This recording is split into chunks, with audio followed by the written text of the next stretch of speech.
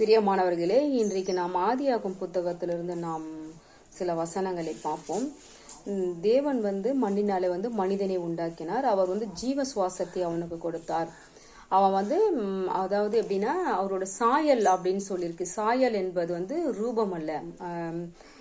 அவர் என்ன சொல்றாருன்னா, தேவனுக்கு இருக்கிற அந்த குணங்கள், நல்ல எண்ணங்கள், நல்ல சிந்தனைகள் மனிதனுக்கு இருக்கணும் அப்படின்னு சொல்லி தான் தேவன் ஒரு மனிதனை படைக்கிறார். இங்க பாருங்க, பிரசங்கி அதிகாரத்துல 7ஆம் அதிகாரத்துல 29வது வசனம் சொல்லுது, இதோ தேவன் மனுஷனை செம்மையானவனாக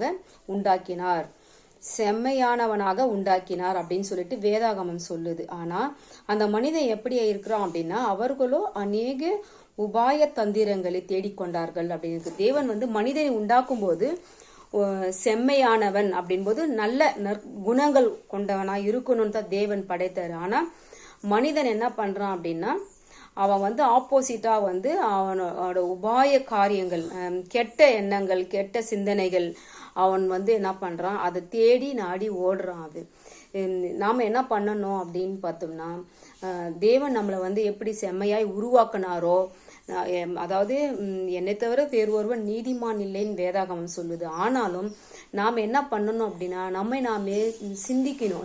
நாமே என்ன பண்ணணும்னா, நம்ம இருதயத்தில் நம்ம யோசிக்கணும், தேவன் நம்மளை எதற்காக உண்டாக்கினாரு, நம்ம எப்படி இருக்கணும் அப்படின்னு சொல்லி நம்ம பரிசோதித்து நம்ம என்ன பண்ணணும், நமக்குள்ள இருக்கிற சில சுபாவங்களை நம்ம மாத்திக்கணும். தேவனுக்கு இருக்கிற அந்த சுபாவங்கள் நம்ம என்ன பண்ணணும்னா, நாம வர வச்சுக்கணும். சின்ன சின்ன உதவிகள், யாரையும் முறுமுறுக்காதபடி, தேவன் எப்படி நல்லோர் மேலும் தீயோர் மேலும் சூரியனை உதிக்க பண்ணுகிறார், மழையை வர்ஷிக்க பண்ணுகிற தேவன் அப்படி இருக்கு. நல்லவங்க மேலேயும் கெட்டவங்க மேலேயும் மழையும் வருது, சூரியனும் தேவன் உதிக்க பண்ண. அது போல அவர் யாரையுமே தள்ளாதவர், யாரையுமே வெறுக்காதவர். அது போல நாம என்ன பண்ணணும்னா, தேவன் நமக்கு ஜீவன் கொடுக்கிற வரைக்கும் நாம கடவுளை போல, தேவனை போல ஒரு உதாரண குணத்துவமா நம்ம வாழணும். யாரையும் வெறுக்காம வாழ்கிற நம்ம அந்த நாட்கள்ல யாரையுமே இருதயத்துல கூட முறுமுறுக்காம, சில நேரத்துல முறுமுறுக்க தான் செய்யும், இருந்தாலும் நம்ம என்ன பண்ணணும்னா, அந்த நேரத்துல ஸ்தோத்திரம் சொல்லி நாமே என்ன பண்ணணும்னா அதுல இருந்து வெளியே வரணும். நம்ம கடவுள் போல நம்ம வாழ முடியாது, ஆனா இருந்தாலும் அவரோட குணங்கள் நமக்குள்ள இருக்கும் பொழுது, நம்ம இருதயத்துல தேவன் வரும்பொழுது சில கெட்ட எண்ணங்கள், சில கெட்ட குணங்களை நம்ம விட்டு போகும் அப்படின்னு சொல்லிட்டு நம்ம வேதத்தை படிக்க படிக்க நம்ம தெரிந்து கொள்ளலாம். ஆமேன்.